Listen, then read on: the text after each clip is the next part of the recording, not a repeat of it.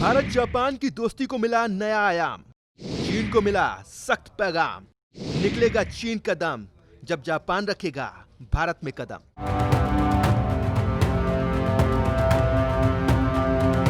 चीन को भारत ने जोर का झटका दिया है।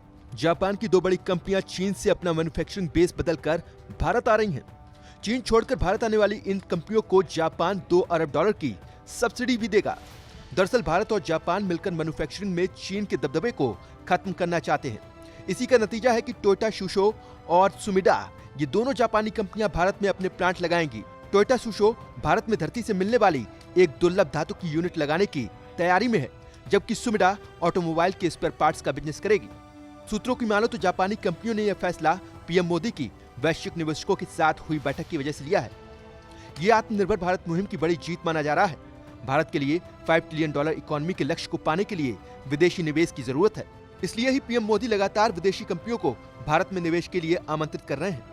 India's quest to become Atmanirbhar is not just a vision, but a well-planned economic strategy.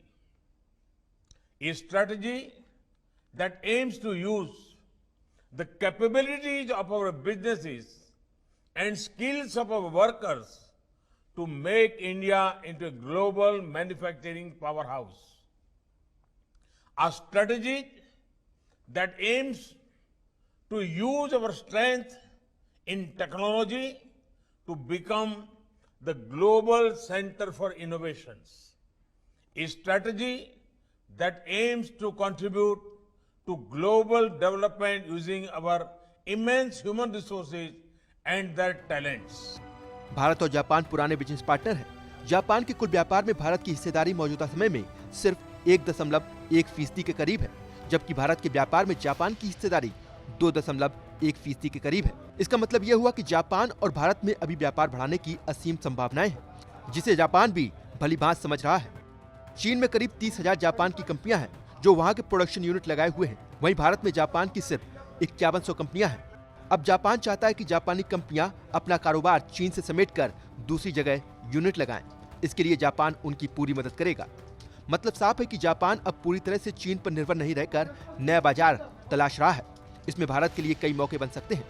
इन 30,000 कंपनियों में भारत अगर 10% बेस भी शिफ्ट कराने में कामयाब हो जाता है तो आने वाले दिनों में भारत एक बड़ा मैन्युफैक्चरिंग हब बनकर दुनिया के सामने उभर सकता है। हाल ही में जापान एक्सटर्नल ट्रेड ऑर्गेनाइजेशन ने घोषणा की थी कि उसकी तरफ से उन 10 कंपनियों की मदद की जाएगी जो भारतीय कंपनियों के साथ हाईटेक प्रोजेक्ट्स में जुड़ेंगी। फिलहाल सुजुकी ग्रामीण इलाकों में बस ट्रैफिक को कंट्रोल करने के लिए एक आईटी इंफ्रास्ट्रक्चर बना रहा है। वहीं ओलंपस और एचसीएल टेक्नोलॉजी डॉक्टरों की मदद मुहैया कराने के लिए तकनीक पर काम कर रही है। यानी भारत के पास जापानी कंपनियों के रिझाने का बड़ा मौका है। अगर ज्यादा से ज्यादा जापानी कंपनियां भारत आती हैं तो इससे 2 फायदे होंगे। भारत का कारोबार तो बढ़ेगा ही, साथ ही साथ चीन को बड़ी आर्थिक चोट पहुंचेगी।